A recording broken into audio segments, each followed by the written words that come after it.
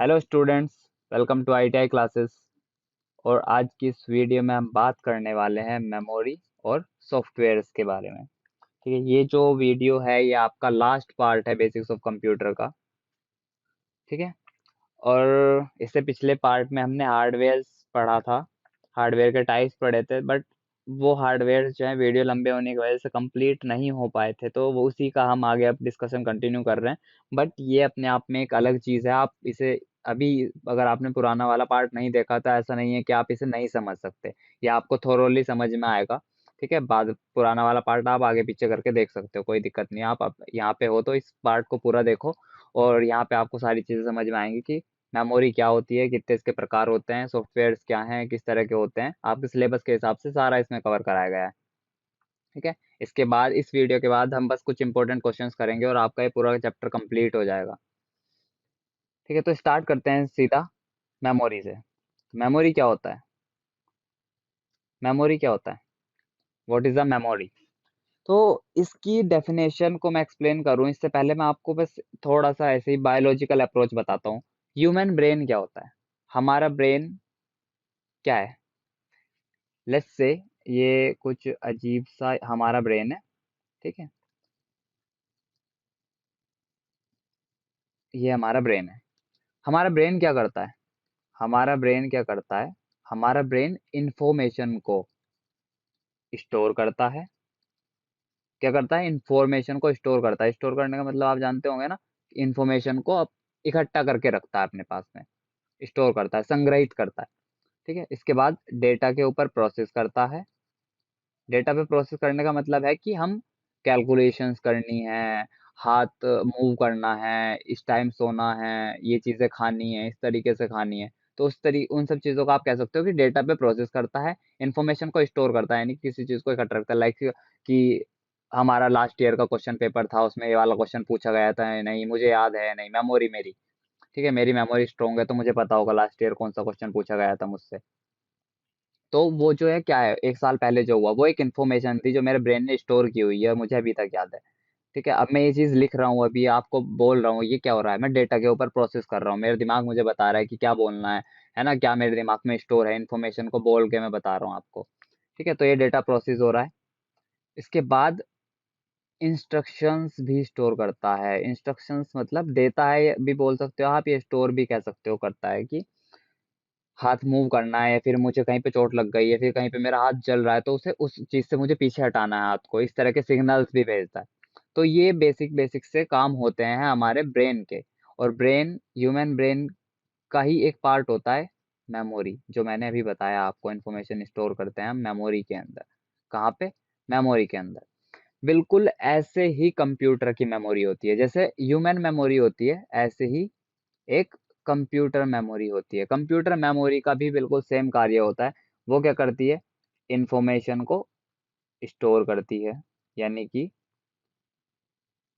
यानी कि यानी कि वैसे इसमें बताने लायक कुछ है नहीं, फिर भी मैं बता देता हूँ इन्फॉर्मेशन क्या होती है। जैसे मैंने 2 + 3 किया इज इक्वल्स टू 5 आ गया, तो 5 क्या है? यहाँ पे एक रिजल्ट है, एक रिजल्ट है, और यही क्या है? इन्फॉर्मेशन है। इस चीज को स्टोर करके रखेगा, अपने पास संभाल के रखेगा, है ना। लाइक इसे भी छोड़ दो आप, एक गाना आपकी मैम उसमें पड़ा हुआ है मोबाइल में, वो क्या है? गाना क्या है? बेसिकली एक इन्फॉर्मेशन है, उसे स्टोर करके रखा हुआ है कंप्यूटर की मेमोरी में हमने। उसके बाद डेटा पे प्रोसेस करता है। डेटा पे प्रोसेस नहीं करता है एक्चुअली मेमोरी, वो तो सीपीयू का काम है। डेटा को प्रोसेस करने के लिए जिस जगह की जरूरत होती है, जिस स्पेस की जरूरत होती है, वो आपकी क्या होती है? मेमोरी होती है। डेटा को प्रोसेस करने के लिए जिस स्पेस की जरूरत होती है, वो भी क्या होता है? आपका मेमोरी का ही काम होता है।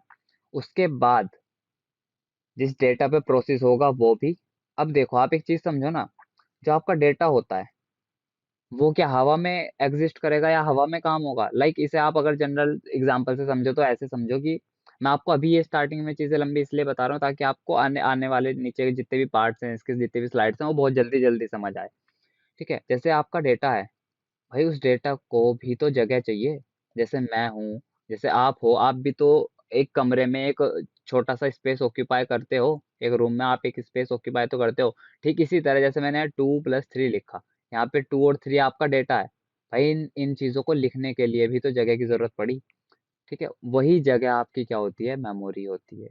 वही जगह क्या होती है आपकी, मेमोरी होती है कंप्यूटर की टर्मिनोलॉजी में, है ना। इस चीज को आप ऐसे समझो जैसे कि मुझे चाय बनानी है, तो भाई चाय बनाने के लिए मुझे एक किचन तो चाहिए ही, किचन के अंदर कुछ सामान भी चाहिए, हीट भी चाहिए, ये भी, वो सारे जितनी चीजों की जरूरत है वो तो एक अलग चीज हो गई, बट चाय बनाने के लिए जगह तो चाहिए ही थी ना, किचन, जहाँ पे ये सारा सामान हो।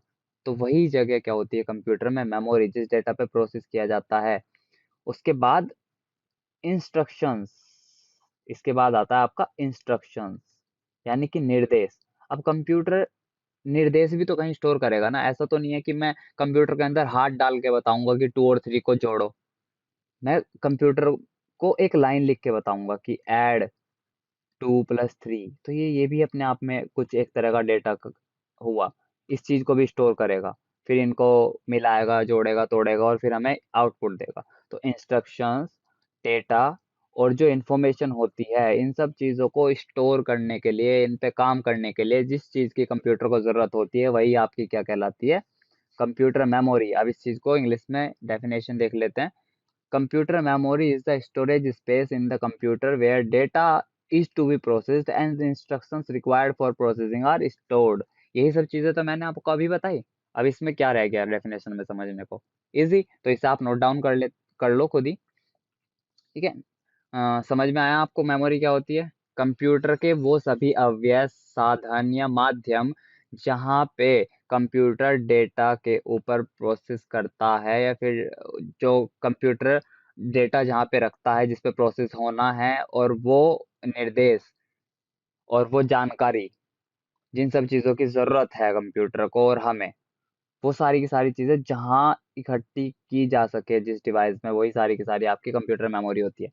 हिंदी में इसे अब आप ऐसे समझो, कंप्यूटर की जो मेमोरी होती है वो किसी भी कंप्यूटर के उन अवयवों, साधनों तथा रिकॉर्ड करने वाले माध्यमों को कहा जाता है जिनसे प्रोसेसिंग में उपयोग किए जाने वाले अंकीय डेटा को किसी समय तक रखा जा सके। ठीक है, इसमें समय वाली बात भी मैं कह रहा हूँ, जैसे हमारी मेमोरी होती है ना, किसी की स्ट्रॉन्ग मेमोरी होती है, किसी की वीक मेमोरी होती है, इसी तरीके से जब टाइप्स ऑफ मेमोरी आती है तो समय की बात होती है कि मैं मेरी मेमोरी, या सपोजिटली आपकी मेमोरी जो है स्ट्रॉन्ग है, तो आप 1 2 साल 5 साल तक की बात को याद रख सकते हो, सपो और दूसरे हैंड पे कोई और है, उसकी मेमोरी उतनी वीक, मतलब उतनी स्ट्रॉन्ग नहीं है या फिर वीक है, तो वो क्या कर सकता है, वो अगले ही दिन चीज को भूल सकता है। ठीक है, तो टाइम की भी बात आती है, तो कंप्यूटर मेमोरी क्या हो गई, वो सारे के सारे अव्यय साधन या रिकॉर्ड करने वाले डिवाइसेस कंप्यूटर में, जो डेटा को, इंफॉर्मेशन को और इंस्ट्रक्शंस को अपने पास संग्रहित करके रखें या संभाल के रखें, वो सारे के सारे क्या होते हैं, आपके कंप्यूटर मेमोरी कहलाती हैं। ठीक है, यहाँ से आपको समझ में आया? कंप्यूटर मेमोरी मेरे हिसाब से आपको क्लियर हो गया होगा। अब ये एक्सप्लेनेशन कुछ करने की जरूरत मुझे नहीं है, क्योंकि यही तो मैं आपको तब से एक्सप्लेन कर रहा हूँ कि कंप्यूटर मेमोरी है क्या। ठीक है, जरूरत है नहीं है, मुझे नहीं लगता मतलब है। ठीक है? जो आपकी कंप्यूटर मेमोरी होती है वो बिल्कुल ह्यूमन ब्रेन की तरह होती है, ये मैंने आपको अभी अभी बताया है। जिस तरीके से हम स्टोर करते हैं, हम डेटा के ऊपर काम करते हैं, इसी तरीके से कंप्यूटर की मेमोरी करती है। इसके बाद ये हमें इंफॉर्मेशन स्टोरेज करने की सुविधा प्रदान करती है। कंप्यूटर मेमोरी जो होती है वो हमें इंफॉर्मेशन को स्टोर करने की, यानी कि उसे भविष्य में इस्तेमाल कर सके हम, इस तरीके से हम उसे अपने पास कहीं संभाल के रख ले, इस तरह की हमें सुविधा प्रदान करती है। जितना भी डेटा और जितने भी इंस्ट्रक्शंस होते हैं उन सब को स्टोर करती है कंप्यूटर मेमोरी। और यदि मेमोरी नहीं हो तो क्या होगा, ये वाला पॉइंट थोड़ा समझने लायक है। अगर मेमोरी नहीं होगी, सपोजिटली यहाँ पे कोई स्पेस है ही नहीं, हालांकि हवा में भी अगर मैं बोल दूं कि मैं हवा में चाय बनाऊंगा, तो स्पेस तो मैं हवा में भी ले ही रहा हूँ कहीं ना कहीं, है ना। बट अगर कुछ होगा ही नहीं, तो फिर कहाँ डाटा आएगा? मैंने यहाँ डाटा डाला, यहाँ स्पेस था तो ये रुका, इस पे हम काम कर सके। अगर ये नहीं होगा तो क्या होगा, डाटा यूं गया और यूं निकल गया, क्या हो जाएगा, डाटा डिस्ट्रॉय हो जाएगा। अगर मेमोरी नहीं होगी तो डाटा डिस्ट्रॉय हो जाएगा, और हम कोई भी ऑपरेशंस जो है, कोई भी कैलकुलेशन नहीं कर पाएंगे कंप्यूटर में। तो मेमोरी जो है बहुत ही ज्यादा इंपॉर्टेंट होती है। ठीक है, उसके बाद उसके बाद आपका आता है टाइप्स ऑफ मेमोरी। आपकी मेमोरी जो है कितने तरह की होती है, तो बेसिकली आपकी 3 तरह की मेमोरी होती है। फर्स्ट आपकी प्राइमरी मेमोरी और इंटरनल मेमोरी। सेकंड आपकी होती है सेकेंडरी मेमोरी और एक्सटर्नल मेमोरी। थर्ड आपकी होती है कैश मेमोरी। अब हायर, अगर हम हायर स्टडीज की बात करें तो ये तीनों चीजें अलग अलग पढ़ाई जाती हैं कि क्या प्राइमरी मेमोरी होती है आपकी, क्या सेकेंडरी मेमोरी होती है, क्या आपकी कैश मेमोरी होती है। बट आपके सिलेबस में सिर्फ दो दी गई हैं, एक तो प्राइमरी मेमोरी और एक सेकेंडरी मेमोरी। और प्राइमरी मेमोरी को हम इंटरनल मेमोरी भी कहते हैं, सेकेंडरी मेमोरी को हम एक्सटर्नल मेमोरी भी कहते हैं। क्यों कहते हैं वो मैं भी आपको बताऊंगा। ठीक है, तो अब हम एक एक करके बात करते हैं, पहले प्राइमरी मेमोरी की और फिर सेकेंडरी मेमोरी की। प्राइमरी मेमोरी, तो जो प्राइमरी मेमोरी होती है आपके कंप्यूटर में और जो सेकेंडरी मेमोरी होती है, उसे आप सीधा सरल शब्दों में समझो तो ऐसा होता है, जो कंप्यूटर के अंदर लगी हुई होगी, कंप्यूटर की जो इंटरनल मेमोरी होगी, जो अंदर ही लगी हुई होगी कंप्यूटर के, जिसे आप नहीं निकाल सकते। मतलब निकाल सकते हो सामान्य तौर पे, ऐसा नहीं होगा कि निकाल दो लगा दो, निकाल दो लगा दो, नहीं, फिक्स होती है वो। अगर आपने उसे निकाल दिया तो कंप्यूटर काम नहीं करेगा। क्या करेगा, कंप्यूटर काम नहीं करेगा अगर उसे निकाल दिया गया। तो वो मेमोरी जो कंप्यूटर के अंदर ही फिक्स होती है और कंप्यूटर को कार्य करने में बहुत बड़ा रोल प्ले करती है, उसके बिना कंप्यूटर कार्य नहीं करेगा, वो आपकी क्या होती है, प्राइमरी मेमोरी होती है। ठीक है, अब दूसरा फीचर क्या है इसका, प्राइमरी मेमोरी वो वाली मेमोरी होती है कंप्यूटर में जो सीधा सीपीयू के साथ मिलके काम करती है, सीपीयू के साथ मिलके सीधा काम करती है। यानी कि सीपीयू क्या करता है, सीधा, जैसे कि ये मेमोरी हो गई, ये आपका सीपीयू होगा। ठीक है, मैंने क्या कहा आपको, मेमोरी में क्या होगा, डेटा होगा, इंस्ट्रक्शंस होंगे और इंफॉर्मेशन भी होगी। तो जैसे 2+3 है, यहाँ पे 2 और 3 क्या है, डेटा। इंस्ट्रक्शन क्या है, इसे जोड़ो, ऐड करो। ऐड करना क्या है यहाँ पे, इंस्ट्रक्शन, ऐड 2+3। तो ये सब चीजें क्या है, यहाँ पे कहीं मेमोरी में स्टोर होगी, जैसे कि मैंने अभी बताया डेटा और इंस्ट्रक्शंस क्या होंगे, मेमोरी में स्टोर होंगे। सीपीयू क्या करेगा, इसके साथ सीधा कांटेक्ट करेगा कि क्या करना है मुझे बताओ। तो क्या होगा, मेमोरी से बताएगी कि मेरे पास 2 3 जो है डेटा है, प्लस करने का मुझे इंस्ट्रक्शन मिला है। सीपीयू क्या करेगा, इसे रिट्रीव करेगा, इस पे काम करेगा और फिर वापस मेमोरी में भेज देगा कि लो मैंने कर दिया इस पे काम। तो क्या होगा, सीपीयू का, प्राइमरी मेमोरी का क्या काम हो गया, प्राइमरी मेमोरी डायरेक्ट सीपीयू के साथ इंटरेक्ट करती है और हमें आउटपुट देती है, हमें आउटपुट देती है। इसके बाद जो आपकी प्राइमरी मेमोरी होती है वो भी जो है दो तरह की होती है, एक आपकी रैम और एक आपकी रोम। इन दोनों की फुल फॉर्म इंपॉर्टेंट है, तो अगर आप पेन पेपर लेके बैठे हो तो इन दोनों की, या फिर जहां जहां मैं आपको कहूँ नोट कर लेना, वैसे खुद भी नोट कर लेना आपको जो इंपॉर्टेंट लगे, बट जहां आपको लगे, जहां मैं कहूंगा वहां पे तो आपको स्पेशली नोट करना ही करना है। तो रैम और रोम की जो है फुल फॉर्म काफी इंपॉर्टेंट होती है, तो आपको नोट करनी है। जैसे रैम की जो आपकी फुल फॉर्म होती है वो होती है आपकी रैंडम एक्सेस मेमोरी। ठीक है, रैम की जो फुल फॉर्म होती है वो क्या होती है, रैंडम एक्सेस मेमोरी। बहुत सारे लोगों ने रैम देखी हुई होगी, मुझे पूरी उम्मीद है। अगर आप कंप्यूटर के स्टूडेंट नहीं हो तो भी हम मतलब मेमोरी देख लेते हैं। आप जो डब्बे वाले वो आते थे ना सीपीयू, कंप्यूटर केस, उसमें रैम लगी हुई होती थी। इनफैक्ट लैपटॉप में भी रैम लगी हुई होती है। ये क्या होती है, एक चिप जैसी मेमोरी होती है। ठीक है, एक मतलब छोटा सा पत्ती टाइप की होती है, इस तरीके की, इस तरीके की, जिसके आगे यहाँ पे वो लगे रहते हैं जहां से वो इंसर्ट की जाती है अंदर। और इसके ऊपर कुछ चिप चिप लगी हुई होती हैं, कुछ सेमीकंडक्टर्स बेसिकली लगे होते हैं। ठीक है, तो ये चिप की मेमोरी होती है, चिप जैसी मेमोरी होती है जो मेटल ऑक्साइड सेमीकंडक्टर से बनी हुई होती है। अब जिसने फिजिक्स बहुत अच्छे से पढ़ी होगी उसे पता होगा कि मेटल ऑक्साइड सेमीकंडक्टर क्या होता है। और अगर आपको नहीं पता तो बस आपकी ये नॉलेज के लिए है, आपसे पूछा तो कहीं जाने वाला है नहीं।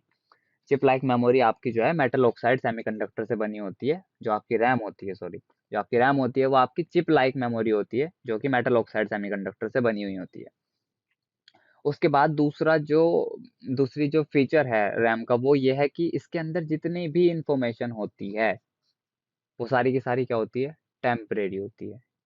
ठीक है, इस वाले पॉइंट को, इस वाले पॉइंट को एक साथ समझाता हूँ मैं आपको। रैम जो है एक वोलेटाइल मेमोरी होती है। वोलेटाइल का और टेम्परेरी का मतलब समझो यहाँ पे, मतलब थोड़े थोड़े से सिमिलर ही है ये। इसका मतलब क्या है, इसे ऐसे समझो, वोलेटाइल मेमोरी कौन सी मेमोरी होगी कि सपोजिटली ये आपकी मेमोरी है और इसके अंदर कोई डेटा है, 2+3 इसमें डेटा और इंस्ट्रक्शंस हैं। अगर पावर चली गई, क्या हो गया, पावर चली गई यानी कि बंद हो गया कंप्यूटर, तो ये जो इसके अंदर मेमोरी के अंदर जो डेटा और इंस्ट्रक्शंस थे वो क्या होंगे, गायब हो जाएंगे। वोलेटाइल मेमोरी कौन सी होती है, जिसके अंदर डेटा, इंस्ट्रक्शंस और इन्फॉर्मेशन क्या हो जाए, गायब हो जाए पावर के जाते ही, वो आपकी वोलेटाइल मेमोरी होती है। रैम भी क्या है आपकी, एक वोलेटाइल मेमोरी है, यानी कि रैम के अंदर जितना भी डेटा स्टोर होगा, जितने भी इंस्ट्रक्शंस स्टोर होंगे, वो सारे के सारे गायब हो जाएंगे अगर पावर चली गई, यानी कि कंप्यूटर बंद हो गया तो। ठीक है, इसीलिए इसकी मेमोरी को हम क्या कहते हैं, टेम्परेरी मेमोरी कहते हैं, क्योंकि भाई ये परमानेंटली स्टोर तो नहीं है ना इसमें। लाइट चार्ज जाते ही अगर यहाँ से डेटा चला गया तो फिर ये तो टेम्परेरी मेमोरी हुई ना। ठीक है, ये चीज आपको ध्यान रखनी है। उसके बाद इसको हम स्टोर करने के लिए, रीड करने के लिए इस्तेमाल करते हैं डेटा को। इसके अंदर जो डेटा है, मैंने बताया आपको ये सीपीयू के साथ मिलकर काम कर रही है, तो सीपीयू क्या कर रहा है बेसिकली, जो इसमें डेटा हमने स्टोर किया हुआ था इसे रीड कर रहा है। तो यहाँ से एक पॉइंट तो क्लियर हुआ, और स्टोर तो भाई हो ही रही है ना, डेटा और इंस्ट्रक्शंस इसमें है तो वो तो स्टोर्ड है, बट सीपीयू इसे रीड कर रहा है, तो इसका मतलब हमें पता लग गया इस मेमोरी का क्या होता है, डेटा को स्टोर करने और उसे रीड करने का कार्य होता है। इसके अंदर हम डेटा को स्टोर करते हैं और उसे रीड करते हैं सीपीयू के द्वारा, जो कि किया जाता है। इसके बाद इसके भी दो तरह की रैम होती हैं, एक स्टैटिक रैम, एक डायनेमिक रैम, एसआरएएम बोलते हैं उसे और डीआरएम बोलते हैं। ये कोई इंपॉर्टेंट नहीं है तो मैं इसे एक्सप्लेन नहीं कर रहा हूँ। एंड देन आपके पास आता है रोम, यानी कि रीड ओनली मेमोरी। रोम की फुल फॉर्म नोट करनी है आपको, रीड ओनली मेमोरी।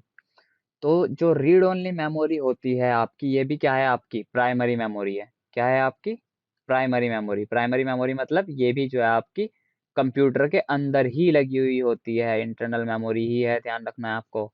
इसके बाद इसके अंदर जितनी भी इंफॉर्मेशन होती है, जितना भी डेटा और इंस्ट्रक्शन होता है, वो क्या होता है, परमानेंट होता है।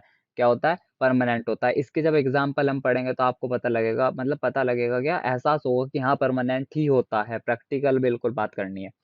तो जितना भी इंफॉर्मेशन, जितने भी डेटा इंस्ट्रक्शंस होंगे इसके अंदर, वो क्या होंगे, परमानेंट होंगे। परमानेंट होने का मतलब है कि वो डिलीट नहीं किए जा सकते, ना वो डिलीट किए जा सकते, ना वो लाइट भागने के बाद या डिवाइस के बंद होने के बाद गायब होंगे। ठीक है, तो इससे क्या कर सकते हैं, बस जैसे अभी ऊपर क्या हो रहा था, रैम में क्या हो रहा था, कभी हम इसमें 2+3 डेटा डाल लेते रैम में। रैम में क्या हो रहा था, वापस ऊपर ही चलते हैं यार, वहीं समझेंगे इस चीज को। रैम में क्या हो रहा था, जैसे कि आपकी ये रैम है, इसमें क्या हो रहा था, अलग अलग डेटा आ रहा था हर बार। जैसे मैंने 2+3 को जोड़ा तो एक बार इसमें ये डेटा आया, उसके बाद क्या पता अगली बार मैं ये कह दूं कि मोहन ए क्लास का एक लड़का है और बताओ उसका रोल नंबर क्या है। तो उसके बाद क्या हुआ, डेटा चेंज हो रहा है। एक बार मैं 2+3 को ऐड कर रहा हूँ, एक बार मैं मोहन का रोल नंबर जानने की कोशिश कर रहा हूँ। उसके बाद मैं और कोई प्रोग्राम बना दूं, मैं बोल दूं म्यूजिक चलाओ, तो क्या हो रहा है, यहाँ पे डेटा क्या हो रहा है, चेंज हो रहा है। कभी हम ऐड कर रहे हैं, कभी हम सब्ट्रैक्ट कर रहे हैं, कभी हम गाने चला रहे हैं, कभी हम यूट्यूब सर्फ कर रहे हैं, है ना, कभी हम पढ़ने भी लगे, बहुत रेयर हो पढ़ते हैं जो कि हम। तो यहाँ पे क्या हो रहा है, डेटा चेंज हो रहा है। अब इस वाले पॉइंट को आगे हम ऐसे क्लियर करते हैं, रोम में ऐसा नहीं होता। रोम में जो है डाटा चेंज नहीं होता। रीड तो हम पिछली बार भी कर रहे थे, बट वहां पे डेटा चेंज हो रहा था। रोम में क्या फर्क है, रोम में डिफरेंसेस देखते चलना, इसका जो डेटा होता है वो परमानेंट होता है, वहां पे क्या होता है, रोम रैम में टेम्परेरी होता है। यहाँ पे क्या हो रहा है, हम वहां पे हम पढ़ भी रहे थे और चेंज भी कर रहे थे डेटा को, बट यहाँ पे क्या होगा, रोम में हम पढ़ तो सकते हैं बट चेंज नहीं कर सकते, चेंज नहीं कर सकते हैं। जो डेटा लिखा गया रोम के अंदर वो लिखा गया, उसके बाद आप उसमें कोई बदलाव नहीं कर सकते।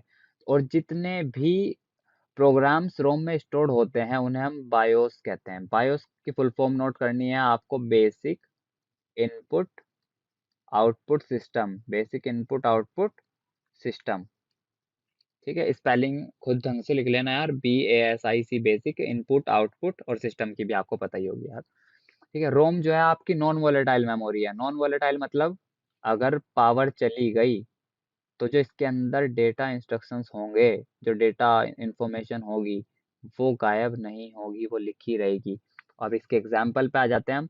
जो कैमरे के अंदर मेमोरी होती है, जो कैलकुलेटर के अंदर मेमोरी होती है, जो वीडियो गेम्स के अंदर मेमोरी होती है, जो वॉशिंग मशीन के अंदर मेमोरी होती है, वो सारी की सारी क्या होती है, आपकी रोम होती है ना। अब आप इसे ऐसे समझो कि हमने अगर कैमरा को शट डाउन कर दिया, कैमरा अगर हम बंद कर दें, कैमरा हम बंद कर दें, या फिर उसकी कार्ड निकाल लें, या फिर उसके अंदर से बैटरी निकाल ले, तो क्या जो उसके फंक्शंस हैं, क्या वो काम नहीं करते, क्या उसके फंक्शंस काम करना बंद कर देते हैं, वो ऑन ही तो नहीं होता। बट जब वो ऑन होगा तो उसके जो बेसिक फंक्शंस हैं कि इस बटन से इस ओपन होगा, इस बटन से जूम होगा, इस बटन से छोटा होगा, इस बटन से जो है पिक्चर क्लिक होगी, इससे ब्राइटनेस बढ़ेगी, वो सारे के सारे प्रोग्राम्स जो इसके अंदर स्टोर्ड थे रोम के अंदर, वो चेंज नहीं होते ना। हम उन्हें खुद बाहर से चेंज कर सकते हैं, और जो है वो उसके कैमरा के बंद होने के बाद भी जो है चेंज नहीं हो रहे हैं। कंप्यूटर वो उसी तरीके से काम करता रहता है जैसे कर कर रहा होता है। जैसे कैलकुलेटर है, कैलकुलेटर के अंदर कैलकुलेशंस करने के प्रोग्राम लिखे गए हैं, तो कैलकुलेटर बंद होने के बाद वो प्रोग्राम्स बंद गायब नहीं हो जाते, वो वहीं पे रहते हैं। ठीक है, तो रोम क्या है, आपकी बेसिक इनपुट आउटपुट सिस्टम होता है कि हम ये दबाएंगे तो क्या होगा, कैसा आउटपुट हमें मिलेगा। इस तरह के प्रोग्राम जो है रोम के अंदर लिख दिए जाते हैं, और इन्हें इस तरीके से रोम में इसलिए लिखा जाता है क्योंकि रोम के अंदर हम बदलाव नहीं कर सकते हैं।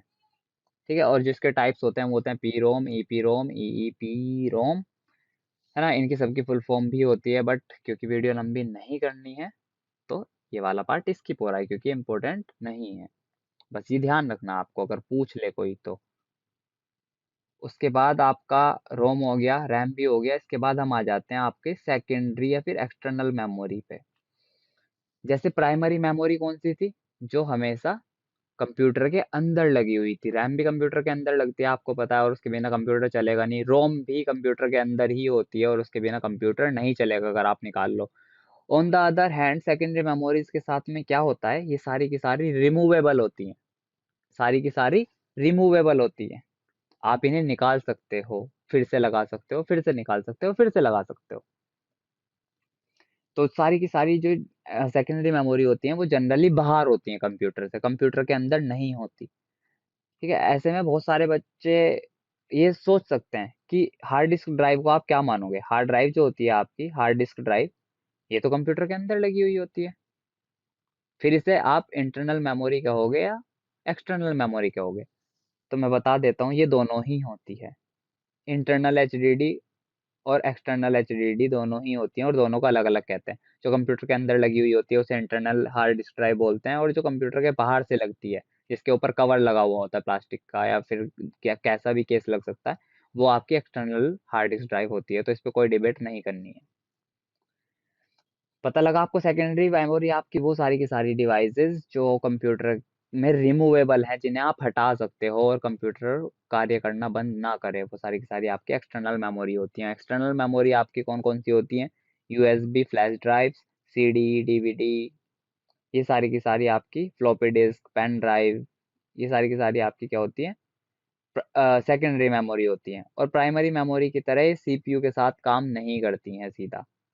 इनडायरेक्टली आप जो है सीपीयू के साथ इसे कनेक्ट कर सकते हो कि पहले सेकेंडरी मेमोरी से डाटा प्राइमरी में जाएगा और फिर वो सीपीयू के साथ काम करेगा, बट सेकेंडरी डिवाइस सीधा सीपीयू के साथ काम नहीं करेगी। ठीक है, यहाँ से आपको समझ आया सेकेंडरी मेमोरी क्या, जो कंप्यूटर के बाहर होगी, जो रिमूवेबल हैं, और जो सीपीयू के साथ मिलकर काम नहीं करती हैं। ठीक है, यहाँ तक क्लियर है। इसके बाद मैं इसमें ज़्यादा है नहीं कुछ एक्सप्लेन करने के लिए, बट जो है वो बता देता हूँ। जो आपकी सेकेंडरी मेमोरी होती है उसे आप ऑक्सिलरी मेमोरी भी कहते हैं। ठीक है, तीन नाम हो गए अब इसके। एक तो सेकेंडरी मेमोरी, एक एक्सटर्नल मेमोरी, और एक आपकी ऑक्सिलरी मेमोरी। अब जो रैम और रोम होती हैं, जो प्राइमरी मेमोरीज होती हैं, वो महंगी होती हैं, जबकि जो आपकी सेकेंडरी मेमोरीज होती हैं वो आपकी कंपैरेटिवली सस्ती होती हैं, है ना, ज़्यादा महंगी नहीं होती। आपको भी पता है ना, आप पेन ड्राइव लेने जाते हो तो कितने रुपए की आती है पेन ड्राइव, 400 500 से स्टार्ट हो ही जाती है, तो ज़्यादा महंगी नहीं होती। 8 GB की वही उसी जगह पे अगर आप रैम लेने चले गए तो आपको मिलने की नहीं 2-3 हज़ार रुपये से कम बिल्कुल भी।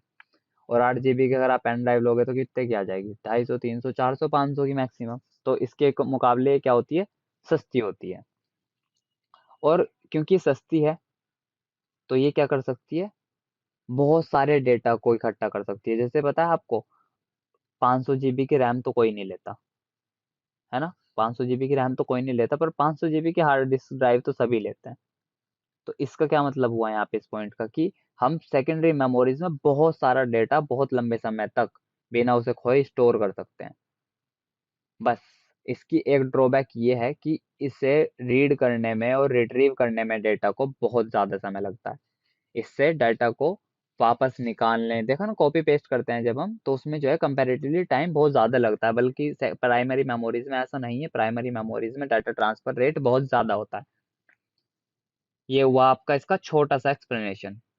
इसके बाद हम जो है इसकी सेकेंडरी जो आपकी मेमोरी होती हैं, उनकी कौन कौन सी डिवाइसेस होती हैं, सेकेंडरी मेमोरी डिवाइसेस क्या क्या हैं आपकी, उनकी हम थोड़ी थोड़ी सी बात कर लेते हैं। आपका के पास में जो सिलेबस में है वो आपके सीडी है, कॉम्पैक्ट डिस्क जिसे कहते हैं। ये फुल फॉर्म आपको ध्यान रखनी है कि सीडी की फुल फॉर्म क्या होती है, कॉम्पैक्ट डिस्क। दूसरी आपकी सेकेंडरी मेमोरी डिवाइस है डीवीडी।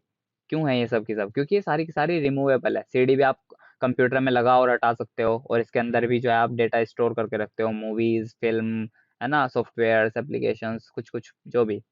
इसी तरीके से डीवीडी होता है, ये एक्चुअली इसी का एडवांस वर्जन है, डिजिटल वीडियो डिस्क। डीवीडी जिसकी फुल फॉर्म होती है, इसका ध्यान रखना है आपको, फुल फॉर्म क्या होती है डीवीडी की, डिजिटल वीडियो डिस्क। इसके बाद पेन, थंब, फ्लैश ड्राइव, ये सारी की सारी प्रेटी सिमिलर होती है, इसमें थोड़े थोड़े से फर्क होते हैं। पेन ड्राइव में थोड़ा सा फर्क होता है, थंब ड्राइव में थोड़ा सा फर्क होता है, फ्लैश ड्राइव में थोड़ा सा फर्क होता है। इन तीनों में थोड़ा थोड़ा सा फर्क होता है, बट उसकी हम बात नहीं कर सकते, है ना, क्योंकि आपके सिलेबस में नहीं है।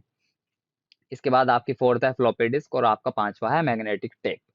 अब एक एक करके इसकी हम बात कर लेते हैं। तो सबसे पहले है हमारे पास यहाँ पे कॉम्पैक्ट डिस्क। कॉम्पैक्ट डिस्क यार सबको पता है ऐसी होती है, सीडी और डीवीडी जो है दोनों एक सी लुक की होती है। मतलब इनका जो ये होता है, मतलब ये बेसिकली एक ही रेडियस की इतनी बड़ी गोल सी एक वो होती है, वृत्ताकार शेप की एक चपटी हुई सीट कह सकते हो आप, जिसमें पीछे बहुत सारे कलर होते हैं और उधर की तरफ कुछ ना कुछ लिखा हुआ होता है। तो इसके अंदर क्या होता है, हम सिर्फ डाटा को एक बार लिख सकते हैं, ये हम जानते हैं, है ना।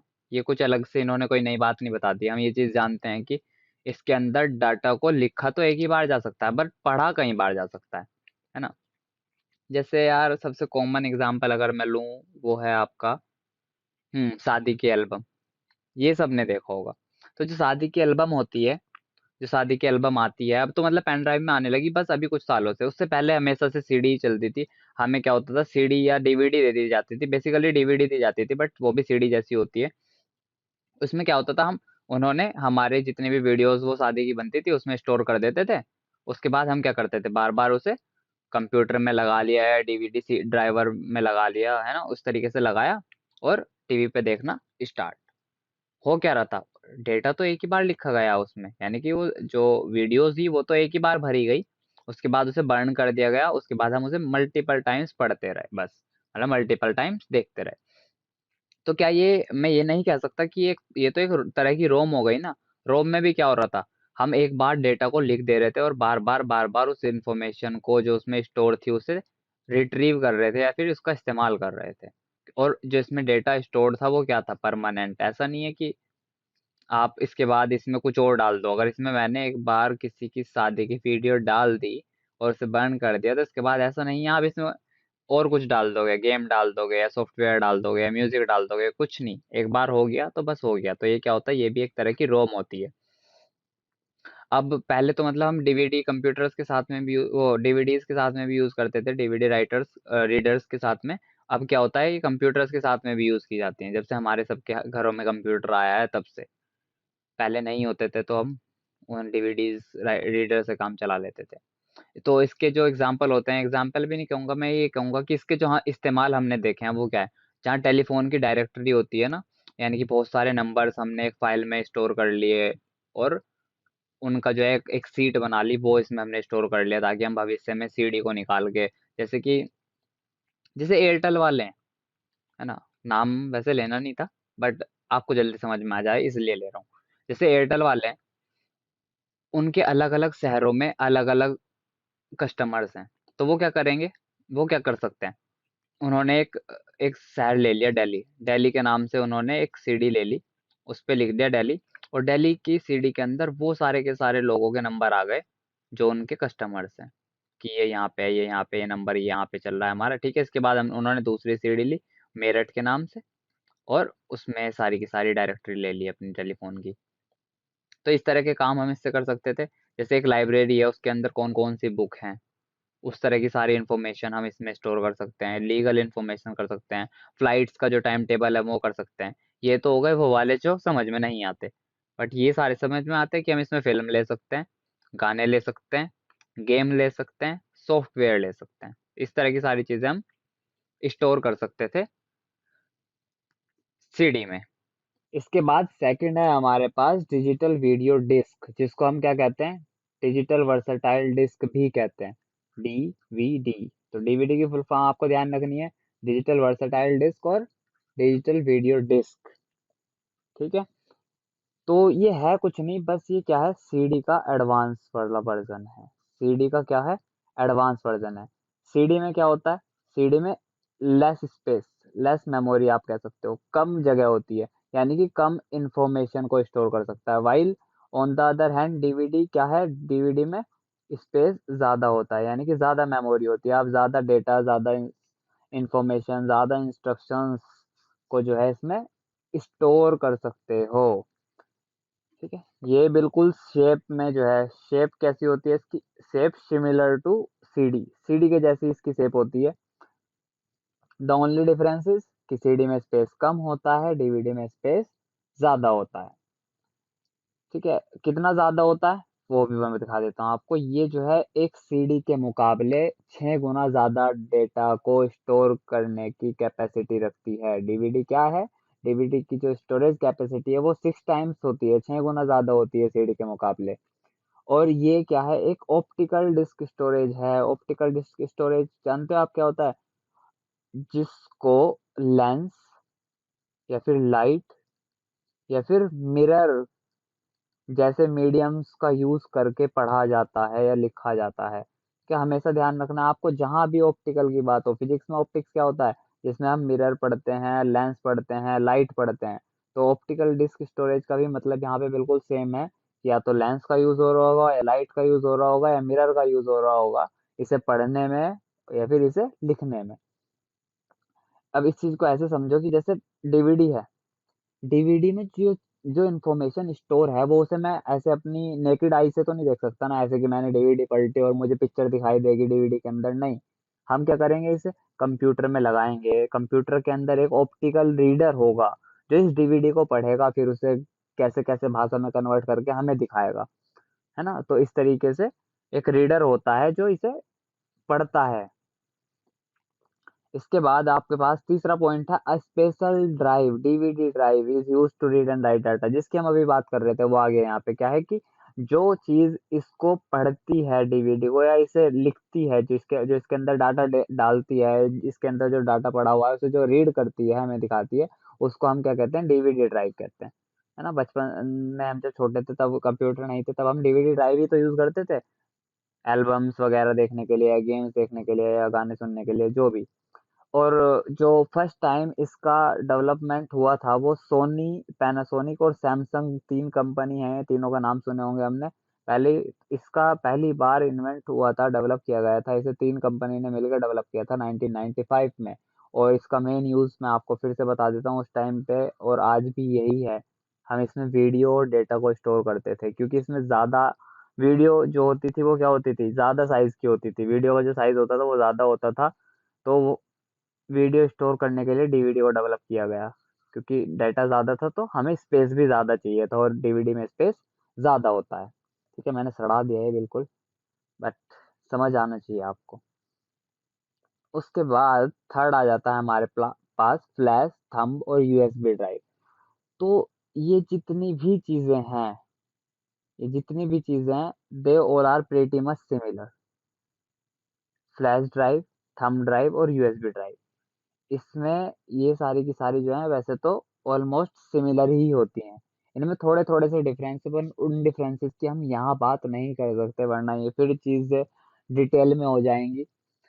तो अब मैं बता देता हूँ आपको, यूएसबी ड्राइव, ये सॉरी यार ये बी है ना, यूएसबी ड्राइव, यूएसडी नहीं होता कुछ भी, यूएसबी होता है।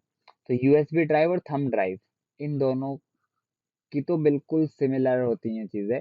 यूएसबी और थंब ड्राइव में क्या होता है, एक पेन ड्राइव जैसी कोई चीज़ होगी, एक पेन ड्राइव जैसी कोई चीज होगी जो थंब के साइज की हो, थंब मतलब अंगूठे के साइज की होगी, उसे तो हमने नाम दे दिया थंब ड्राइव। यूएसबी ड्राइव में क्या हुआ, जो जिसके आगे जो ये वाला पोर्ट होता है, ये यूएसबी होती है, इस तरह का जो जिसके ड्राइव जिस पेन ड्राइव के आगे इस तरह की चीज लग गई, वो आपकी क्या हो गई, यूएसबी ड्राइव हो गई। इसी तरीके से फ्लैश ड्राइव हुई, ठीक है। इसी तरीके से फ्लैश ड्राइव होती है, सबके अपने अपने अलग अलग यूज होते हैं, बट आपको बस इसको चीज को समझना ऐसे है कि इन तीनों में जो सिमिलर चीज है वो ये है कि ये डीवीडी और सीडी की तरह नहीं है जिसमें आप सिर्फ एक बार डाटा को लिख सकते हो फिर उसे चेंज नहीं कर सकते, नहीं। इसमें आप क्या कर सकते हो, आप इसे कितनी भी बार लिख सकते हो, कितनी भी बार लिख सकते हो। ये गलत लिखा हुआ है, इसमें ओनली वंस नहीं है, कितनी भी बार लिख सकते हो और कितनी भी बार पढ़ सकते हो,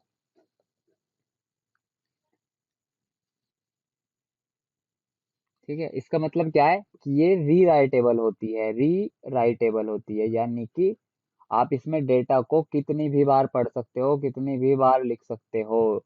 जैसे हम, आपको पता ही है पेन ड्राइव क्या काम करती है, पेन ड्राइव जो है पेन से की पेन के शेप की होती है। पेन ड्राइव क्या करती है, आपने पेन ड्राइव में एक गेम लिया, ठीक है, पेन ड्राइव में गेम लिया, फिर उससे दूसरे कंप्यूटर में डाल दिया, फिर उस कंप्यूटर से पेन ड्राइव खाली कर दी, फिर दूसरी चीज ले ली और फिर दूसरा डाल दिया, फिर आप इसे ऐसे यूज करते चले जाते हो। तो इसका मतलब क्या है, आप इसमें कंटेंट डाल रहे हो, फिर उसमें से हटा रहे हो, फिर डाल रहे हो कुछ, फिर हटा रहे हो, फिर डाल रहे हो। तो इसका मतलब क्या हो रहा है, आप बार बार उसे रीराइट कर रहे हो, आप बार बार उसे लिख रहे हो, ठीक है। बार बार आप पढ़ सकते हो उससे, ऐसा भी कर सकते हो आपने एक बार डाल दिया और 5 कंप्यूटर में डाल दी फिर उस चीज को, ठीक है। तो ये जो है ना, ये इसका पूरा का पूरा ही गलत है, ये मैंने देख लिया। ये ना ऊपर वाला ही लिखा हुआ है यहाँ पे, पता नहीं इसमें कुछ हो गया होगा, तो इसे इग्नोर कर देते हैं यहाँ से, है ना। इसे देखना ही नहीं है आपको, मैं आपको ऐसे ही बताता जा रहा हूँ इसमें चीजें। और इसमें बस बताने लायक चीज जो थी वो यही थी कि जो है फ्लैश ड्राइव थंब ड्राइव में यही होता है, पेन ड्राइव पेन की शेप की होती है, थंब ड्राइव अंगूठे के साइज की होती है, यूएसबी ड्राइव में आगे इस तरह का एक यूएसबी लगी हुई होती है ताकि वो कंप्यूटर में डल सके, और फ्लैश ड्राइव भी pretty much similar to them. इसके बाद आपके पास नेक्स्ट है, और ये लास्ट पॉइंट मैंने आपको बता ही दिया है कि रीराइटेबल है। इसके बाद हमारे पास नेक्स्ट है फ्लॉपी डिस्क। तो फ्लॉपी डिस्क का कंसेप्ट क्या है, फ्लॉपी डिस्क भी मैं आपको बता देता हूँ, एक सेकेंडरी मेमोरी है, सेकेंडरी मेमोरी है। क्यों, क्योंकि ये भी रिमूवेबल होती है, ये भी रिमूवेबल होती है। अब ये उसमें क्या होता है, इसमें यहाँ पे गोल सी मैग्नेटिक टेप लगी हुई होती है, मैग्नेटिक टेप नहीं कहेंगे हम, मैग्नेटिक सर्कुलर शेप की एक डिस्क होती है ना, जिसे हम डिस्केट कहते हैं, जिसके अंदर गोल सी मैग्नेटिक डिस्क होती है, उसे हम डिस्केट भी कहते हैं। अब वो क्या काम करती है, वो इलेक्ट्रॉनिक डाटा को, जैसे कि एक कंप्यूटर फाइल है, वो क्या इलेक्ट्रॉनिक डाटा है, उस चीज को स्टोर करती है। और ये जो ये होती है आपकी मैग्नेटिक डिस्क, ये एक प्लास्टिक की बॉडी से ढकी हुई है, तो जैसे ये दिख रहा है ना आपको, ये पूरी की पूरी प्लास्टिक से ढकी हुई है। अब प्लास्टिक से ढकी हुए होने का उसका पीछे रीजन है, इस प्लास्टिक के अंदर यहाँ पे फाइबर लगा हुआ होता है। फाइबर लगे होने से क्या होता है, जब ये डिस्क रोटेट करती है तो क्या होता है, इस फाइबर से साफ होती रहती है, और इसके प्लास्टिक से इसको इसलिए ढक देते हैं ताकि इसके अंदर धूल मिट्टी न जाए और ये डैमेज ना हो, ताकि हम अपने डेटा को लंबे समय तक स्टोर कर सके बिना नुकसान पहुंचाए, ठीक है। ये थिन होती है, फ्लेक्सिबल मैग्नेटिक डिस्क होती है स्क्वायर प्लास्टिक कैरियर के अंदर, ये मैंने आपको बता ही दिया पॉइंट, लास्ट पॉइंट है इसमें। इस चीज को पढ़ने और लिखने के लिए हमें एफडीडी, फ्लॉपी डिस्क ड्राइव की जरूरत होती है, यानी कि एक और हार्डवेयर हमें चाहिए, फ्लॉपी डिस्क ड्राइव, ताकि हम इसके अंदर डेटा डाल सके या फिर इसमें से डेटा रिट्रीव कर सके यूज करने के लिए। इसके बाद आपका आ जाता है मैग्नेटिक टेप होगा प्रोबेबली, मैग्नेटिक टेप। अब ये ज्यादातर लोगों ने हमें देखी हुई होगी। मैग्नेटिक टेप जानते हो आप, हम रेडियो सुनते थे, तो उसमें इस तरह की एक कैसेट लगी हुई होती थी, जिसमें क्या होता था, इधर की तरफ से घूमता था, ऊपर की तरफ से यहाँ से तार जाता था, ऐसे ऐसे, और इधर की तरफ इकट्ठा होता रहता था। फिर हम इसे क्या करते थे, पलट के लगा देते थे, फिर ये इधर से घूमती थी और फिर इधर की तरफ जाता रहता था। तो ये भी क्या होती है, फिजिकल स्टोरेज मीडिया ही है, जिसमें हम अलग अलग तरह का डेटा रख सकते हैं। अब ये जब टेप बहुत चौड़ी हो जाती थी तो हम इसे सिनेमा हॉल में वीडियो के लिए यूज करते थे। अगर आपने देखा होगा, पुराने जो प्रोजेक्टर होते थे उनमें भी रील होती थी, बट बहुत चौड़ी टेप होती थी वो, तो उसमें क्या होते थे, पिक्चर्स होते थे, और जो कैमरा की रील्स होती थी वो भी थोड़ी सी चौड़ी होती है, ताकि उसमें क्या होता था, उसमें फोटो होते थे। और ये जो आपको पतली वाली दिखाई दे रही है, यार इसका तो मैं सबको पता है, इसमें हम गाने सुनते थे, म्यूजिक। पतली वाली टेप के अंदर म्यूजिक वाला डेटा होता था, चौड़ी वाले के अंदर फोटो होते थे, वीडियो होती थी। तो क्या होता था, हम इसमें काइंड ऑफ डेटा स्टोरेज कर सकते थे। इसके बाद मैं बताता हूँ आपको, इसे जर्मनी में 1928 में डेवलप किया गया। और इस ये जो है एक सिक्वेंशियल स्टोरेज मीडियम है। सिक्वेंशियल स्टोरेज मीडियम का मतलब मैं बताता हूँ आपको क्या है, कि सपोज दैट ये एक टेप है, ऐसे मतलब यहाँ पे मैं बनाने की कोशिश कर देता हूँ, ये एक टेप है, और ये भी मतलब एक पूरी टेप हो गई। अब ऐसा होता था कि यहाँ पे कहीं पे रीडर लगा हुआ होता है, यहाँ पे जो पढ़ा होगा, बस जो यहाँ पे पॉइंट आएगा सिर्फ ये उसे रिफ्लेक्ट करेगा यहाँ पे। तो अब क्या होगा, सपोज दैट मेरा फोटो या फिर मेरी जो फेवरेट लाइन्स है वो यहाँ कहीं है, तो मैं इस वाले पॉइंट को डायरेक्ट नहीं पढ़ सकता। उसके लिए क्या होगा, मुझे धीरे धीरे धीरे धीरे इस रील को खत्म करना पड़ेगा, यहाँ तक लपेटना पड़ेगा। जब ये वाला पॉइंट यहाँ पहुंच जाएगा, जब ये वाला पॉइंट यहाँ पहुंच जाएगा, तभी मैं अपने फोटो को या अपनी फेवरेट लाइन को सुन सकता हूँ। उससे पहले या उससे बाद में नहीं सुन सकता। तो इसका मतलब क्या होता है, ये सीक्वेंस में काम करती है। ऐसा नहीं आप इसके बी, बीच में कहीं भी जंप कर दोगे, सीधा 5 से आपने देखना स्टार्ट कर दिया, नहीं, ये 1 से स्टार्ट होगी यहाँ पे, और फिर धीरे धीरे धीरे धीरे होती रहेगी। इसलिए क्या थी, ये एक स्लो स्लो स्टोरेज डिवाइस थी। ठीक है, बट इसकी एक खासियत थी, कभी भी आप देखना, जो आपके डिजिटल फोटोज होते हैं, कलरफुल फोटोज होते हैं, जो फोटो क्या कहते हैं आपके पेपर पे आ जाते हैं बहुत अच्छी क्वालिटी के, वो पानी वानी लग गए तो खत्म हो जाते हैं, है ना। ज्यादा धूल मिट्टी में रख दिए, ज्यादा समय तक आपने रख लिया उन लोगों, तो क्या हो जाएंगे, वो डैमेज हो जाएंगे आपके। बट ये जो है ना, इन्हें हम नेगेटिव फोटो भी कहते हैं, कि ये देखो, ये हमारा नेगेटिव वाला फोटो है। नेगेटिव फोटोज सालों साल चलते हैं, 100 साल से भी ज्यादा आप जो है, हंड्रेड्स ऑफ ईयर्स तक आप जो है इस वाली मैग्नेटिक टेप के डाटा को स्टोर कर सकते हो सेफली। तो इस मैग्नेटिक टेप का हम कहाँ इस्तेमाल करते हैं, वहां पे जहाँ पे हमें किसी डाटा को बहुत लंबे समय तक स्टोर करके रखना हो, वहां पे हम क्या करते हैं, मैग्नेटिक टेप का इस्तेमाल करते हैं। और टेप ड्राइवर यूज किया जाता है, टेप ड्राइव यूज की जाती है इसके अंदर डेटा लिखने और रीड करने के लिए। क्लियर हुआ। इसके बाद हमारे पास आ जाती हैं मेमोरी यूनिट्स।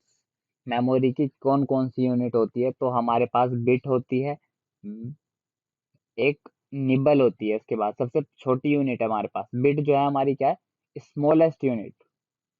स्मॉलेस्ट यूनिट हमारे पास बिट है। उसके बाद निबल होती है, जिसके अंदर 4 बिट्स होती हैं, और फिर 8 बिट्स में एक बाइट होती है। ठीक है, इसके बाद आप ये खुद देख लेना, हमारे पास बाइट्स आ जाती हैं, फिर किलोबाइट आ जाती है, मेगाबाइट आ जाती है, गीगाबाइट, टेराबाइट, ये वो पूरी की पूरी टेबल है। यहाँ पे पॉज कर लो वीडियो, इसे नोट डाउन कर लो, या आप इसका स्क्रीनशॉट ले लो। बट यहाँ से जो क्वेश्चन बन सकता है वो ये है, बस क्वेश्चन यहीं से बनता है ज्यादातर, कि 8 बिट्स में कितने बाइट होते हैं, या फिर एक बाइट में कितने बिट्स होते हैं। सबसे छोटी यूनिट कौन सी है मेमोरी की, निबल किसे कहते हैं। तो निबल किसे कहते हैं, 4 बिट्स को हम निबल कहते हैं। और एक बाइट में 8 बिट्स होते हैं, सबसे छोटी यूनिट हमारी बिट है। ठीक है, जिसके अंदर सिर्फ एक बाइनरी डिजिट आ सकती है, या तो 0 आएगा या फिर 1 आएगा। इसे नोट कर लेना है ना, इसका स्क्रीनशॉट भी ले सकते हैं आप। इसके बाद हम आ जाते हैं सॉफ्टवेयर पर। किस चीज पर, सॉफ्टवेयर, ये आपका लास्ट टॉपिक है, सॉफ्टवेयर। सॉफ्टवेयर क्या होते हैं, अगर आपको ध्यान हो, मैंने जो कंप्यूटर की डेफिनेशन आपको बताई थी सबसे पहले पार्ट में मैंने कंप्यूटर की डेफिनेशन बताई थी। A computer is an electronic device that can perform a variety of operation in accordance with the given set of instructions. ठीक है, ये बहुत लंबी डेफिनेशन थी, लास्ट में लिखा था set of instructions called programme, called programme. तो यहाँ पे क्या था, जो सेट होता है, निर्देशों का जो सेट होता है, वो क्या कहलाता है, प्रोग्राम। इसी तरीके से जो सेट ऑफ प्रोग्राम्स होता है, सेट ऑफ प्रोग्राम्स आपका क्या कहलाता है, सॉफ्टवेयर। सामान्य भाषा में हम क्या कह सकते हैं, कंप्यूटर सॉफ्टवेयर क्या हो गया, सेट ऑफ प्रोग्राम्स जो है आपका सॉफ्टवेयर कहलाता है। अब मैं आपको इसे हिंदी में ढंग से समझाऊंगा, ताकि आपको समझ में आए, आप किसी को बता पाओ अगर आपसे कोई पूछ ले तो। ठीक है, इस सबसे पहले डेफिनेशन आ जाती है, software is a set of program. Software क्या है? Software is set of program. Program क्या है? Set of instructions. Set of instructions. जैसे कि अभी बताता हूँ आपको। जैसे मैंने कहा कि 1 कप चाय बना दो, ठीक है, ये तो ऑर्डर हो गया। अब चाय बनाने के लिए कितने इंस्ट्रक्शंस लगेंगे ये देखना, कि 1 कप पानी लो। 1 कप पानी लो, एक स्टेप हो गया। उस उसे जो है गैस स्टोव पे लगा दो और स्टोव ऑन कर दो, दूसरा हो गया। तीसरा, इसमें चीनी, चाय पत्ती, दूध या जो भी ब्ला ब्ला डालना है वो डालो, तीसरा इंस्ट्रक्शन हो गया। उसके बाद वेट फॉर 5 मिनट, 5 मिनट तक वेट करो उसके उबलने तक का। फिर जब वो ब्लैक हो जाए या उसमें उबाल आ जाए तो उसे थोड़ी देर और पकाओ। उसके बाद उसे मैं जो है उसे किसी कप में डालने के लिए फ़िल्टर का यूज़ करो, चाय छन्नी जिसको हम बोलते हैं ना। उसके बाद कप में ले आओ, उसे सर्व करो। तो क्या हुआ? 1 instruction, 2 instruction, 3 instruction, 4 instruction, 5 instruction, ऐसे एन नंबर ऑफ इंस्ट्रक्शंस हो गए। हमारे पास एन नंबर ऑफ इंस्ट्रक्शंस हो गए एक ही कार्य करने के लिए। कार्य क्या था हमारा? चाय बनानी थी हमें, और चाय बनाने के लिए हमने क्या कर लिया? बहुत सारे निर्देश दे दिए। जो भी बनाएगा उसके लिए यही तो निर्देश होंगे ना। तो ये इतने सारे निर्देश ही तो थे। ये सेट ऑफ इंस्ट्रक्शंस क्या है? ये सारे के सारे जो निर्देश हैं, इनका पूरा का पूरा एक ग्रुप बना लो। अब इसको हम क्या कह देंगे? ये सेट ऑफ इंस्ट्रक्शन है। जब इनके ग्रुप्स के भी बहुत सारे सेट बन जाएं, ऐसा ये एक बन गया, फिर दो बन गए, फिर तीन बन गए, उसे हम क्या कह देंगे? सॉफ्टवेयर। ठीक है। तो सेट ऑफ इंस्ट्रक्शंस क्या हुआ आपका? प्रोग्राम। और सेट ऑफ प्रोग्राम्स क्या हो गया आपका? सॉफ्टवेयर। सिंपल। अब सॉफ्टवेयर की डेफिनेशन भी थोड़ी सी बढ़ाई जाती है, जैसे कंप्यूटर की डेफिनेशन बढ़ाई गई थी। तो सॉफ्टवेयर जो है सेट ऑफ प्रोग्राम्स है, बट जो डिजाइन किया गया होता है एक वेल डिफाइंड फंक्शन करने के लिए। यानी कि ऐसा नहीं आपने कुछ भी बना दिया कि चाय बनाने के लिए आप, चाय बनाना क्या है? निर्धारित है ना चाय बनाना, कि अगर आप ये चीजें करोगे तो चाय ही बनेगी। ठीक है। सब्जी नहीं बन जाएगी या दाल नहीं बनेगी। दाल बनाने के लिए अलग सेट ऑफ इंस्ट्रक्शंस है। तो यहाँ पे क्या होगा? Well defined function. यानी कि एक बिल्कुल सही डिफाइन किया हुआ फंक्शन होना चाहिए उस सॉफ्टवेयर से, उस सेट ऑफ प्रोग्राम से, तब जाके हम उसे सॉफ्टवेयर कहेंगे। और प्रोग्राम क्या है? Sequence of instructions written to solve a particular problem. Programs को सॉफ्टवेयर में क्या होता है? प्रोग्राम्स को इस तरीके से लिखा जाता है ताकि वो एक निश्चित समस्या का हमें समाधान दे सके, है ना। अगर यही चीज अब मैं आपको यहाँ पे बताता हूँ, अगर मैंने ये जो चीजें लिखी है, 1 कप पानी लो, फिर ये करो, फिर ये, फिर करके कर रहा हूँ मैं, है ना, इसके बाद ये करना है, इसके बाद ये करना है, ऐसा नहीं हो सकता कि मैं आपको कह दूं कि चीनी चाय पत्ती जो है वो तो डाल दो आप कप में, है ना, वो भी तो एक स्टेप है ना। कप में डालना है कुछ, बट वो चीनी चाय पत्ती नहीं है, वो पकने के बाद चाय डालनी है कप में। तो क्या हो रहा है यहाँ पे? हमने हमने स्पेसिफिक रखा है चीज़ों को। हमने बताया कि स्टेप 1 पे यही चीज़ होनी है। ऐसा नहीं है कि स्टोव पे आप कप चढ़ा दोगे फ्राई पैन की जगह। वहाँ पे क्या हो जाएगा? चीज़ें गलत हो जाएँगी, चीज़ें बिल्कुल गलत हो जाएँगी। तो जब सेट ऑफ प्रोग्राम जो है आपका, जो आपके निर्देश हैं, जो आपके प्रोग्राम्स हैं, उन्हें इस तरीके से लिखा जाए ताकि वो एक समस्या का समाधान करें हमारी या हमारे लिए, तब हम उन्हें क्या कहेंगे? सॉफ्टवेयर कहेंगे। क्लियर हुआ? यहाँ से आप नोट डाउन कर लो। Software is a set of programs which is designed to perform a well defined function. A program is a sequence of instructions. ठीक है, इसने बोल दिया ना, सीक्वेंस ऑफ इंस्ट्रक्शन क्या है? प्रोग्राम है। Sequence of instructions return to solve a particular problem. I hope कि आपको क्लियर हुआ होगा सॉफ्टवेयर क्या है। अब आपके पास सॉफ्टवेयर होते हैं दो तरह के, एक आपका सिस्टम सॉफ्टवेयर, एक आपका एप्लीकेशन सॉफ्टवेयर। नाम से पता लग रहा होगा, वैसे तो मैं बताने वाला हूँ आपको नीचे क्या होता है। सिस्टम सॉफ्टवेयर वो वाले सॉफ्टवेयर जो सिर्फ सिस्टम के अंदर चलते हैं। एप्लीकेशन सॉफ्टवेयर वो जो मोबाइल या फिर एप्लीकेशन मतलब जो सिस्टम में ही चलते हैं, बट सिस्टम के से अलग भी कुछ कार्य करते हैं। जैसे कि अब समझते हैं हम इसे आगे। सिस्टम सॉफ्टवेयर वो कलेक्शन ऑफ वो वाले प्रोग्राम जो कोई स्पेसिफिक चीज करने के लिए बनाए गए हों। ठीक है, जो स्पेसिफिक चीज करने के लिए बनाए गए हों, जैसे कि अब देखो यहाँ पे समझते हैं इसे। System software is a collection of programs. उन प्रोग्राम्स का कलेक्शन जो डिजाइन करे जाते हैं ऑपरेट करने के लिए, कंट्रोल करने के लिए, एक्सटेंड करने के लिए किसकी कैपेबिलिटीज, कंप्यूटर की खुद की कैपेबिलिटीज को बढ़ाने के लिए। जैसे कि अब देखो, अगर अगर मेरे कंप्यूटर में मैं विंडो ना डालूं, अगर मैं कंप्यूटर में विंडो ना डालूं, तो क्या मैं काम कर पाऊंगा? सोचो, मैं नहीं कर पाऊंगा काम, मैं नहीं कर पाऊंगा काम। तो क्या हो रहा है, सिस्टम सॉफ्टवेयर क्या कर रहे हैं? सिस्टम सॉफ्टवेयर का एग्जांपल है ऑपरेटिंग सिस्टम। ऑपरेटिंग सिस्टम जो है एक सिस्टम सॉफ्टवेयर होता है। अगर मैं ऑपरेटिंग सिस्टम नहीं डालूंगा इसमें, तो क्या होगा, कंप्यूटर तो ऑन ही नहीं होगा ना। तो कंप्यूटर में सिस्टम सॉफ्टवेयर क्या कर रहे हैं या क्या करते हैं, वो इसकी खुद की कैपेबिलिटीज, जो कंप्यूटर के हार्डवेयर हैं उनकी खुद की क्या क्या क्षमताएं हैं, उन्हें ऑपरेट करते हैं, उन्हें कंट्रोल करते हैं, उनकी क्षमताओं को बढ़ाते हैं। उस तरह के सॉफ्टवेयर क्या कहलाते हैं? आपके सिस्टम सॉफ्टवेयर कहलाते हैं। जैसे आपका ऑपरेटिंग सिस्टम हो गया, कंपाइलर्स हो गए। कंपाइलर्स का मैं बताता हूँ आपको क्या होता है।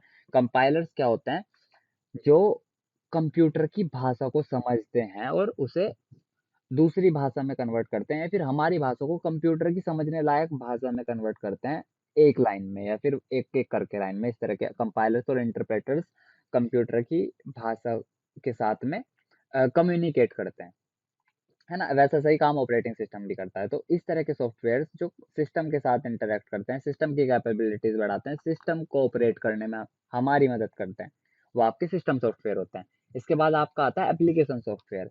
एप्लीकेशन सॉफ्टवेयर क्या होते हैं? आपके वो सॉफ्टवेयर जिन्हें डिजाइन किया जाता है एक स्पेसिफिक काम करने के लिए, एक एनवायरनमेंट में एक स्पेसिफिक काम करने के लिए। वो काम क्या होता है? वो काम ये नहीं है कि कंप्यूटर का होगा, वो काम हमारा होगा। तो सिस्टम सॉफ्टवेयर क्या होता है? कंप्यूटर के टुवार्ड्स काम करते हैं, कंप्यूटर की तरफ ज्यादा होते हैं, ये हमारी तरफ कम कम होते हैं। एप्लीकेशन सॉफ्टवेयर कैसे होते हैं? वो आदमी की तरफ ज्यादा होते हैं, हमारी तरफ, ह्यूमन की तरफ ज्यादा होते हैं। ठीक है। जैसे सिस्टम में ऑपरेटिंग सिस्टम है, तो हमारे लिए काम जरूर कर रहा है, बट मेन इंटरेक्शन उसका किसके साथ हो रहा है? कंप्यूटर के साथ हो रहा है, वो कंप्यूटर के साथ जुड़ा हुआ है। ठीक है। और हम इसे हटा भी नहीं सकते, क्योंकि अगर हमने हटा दिया, फिर ना कंप्यूटर हमारे ही काम करा जाएगा, ना वो खुद के काम करा जाएगा। एप्लीकेशन सॉफ्टवेयर अलग है। एप्लीकेशन सॉफ्टवेयर हमारे लिए, हमारे इन्वायरमेंट में काम करते हैं। ठीक है। These are the products that are design to satisfy a particular need of a particular environment. जैसे कि मैं अभी आपको पढ़ा रहा हूँ, मैं आपको डिजिटल बोर्ड पे पढ़ा रहा हूँ, मैं इससे लिख पा रहा हूँ, जैसे मैं लिख रहा हूँ 1 2 3। ठीक है। ये चीज आप तो नहीं लिख पाते अभी, मतलब आप कुछ लिख पाते होंगे, आप में से, बट सब नहीं लिख पाते होंगे। तो इसका क्या कंसेप्ट है, मैंने एक सॉफ्टवेयर डाला हुआ है इसमें, वन नोट, माइक्रोसॉफ्ट का, जो मेरे लिए वो काम करता है जो मुझे करना है। जो मेरे लिए मतलब एक प्रॉब्लम का सॉल्यूशन दे रहा है कि मैं बच्चों को किसी तरीके से स्क्रीन पे पढ़ा सकूं, ये इस तरह की प्रेजेंटेशन बना सकूं जैसे मैं बना रहा हूँ। तो इस तरह का काम करता है ये वाला सॉफ्टवेयर मेरे लिए। इसी तरीके से इसके एग्जाम्पल होते हैं एप्लीकेशन सॉफ्टवेयर के, railway reservation software, Notepad, Microsoft Office, Microsoft Excel, ये वो बहुत सारे होते हैं। रेलवे रिजर्वेशन सॉफ्टवेयर क्या करता है?